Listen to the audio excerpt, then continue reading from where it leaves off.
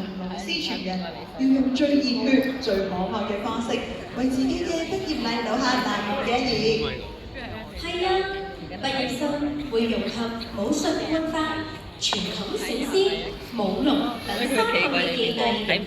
呢場表演唔單止係技藝嘅展現啊，更加係小朋友對成長嘅宣告。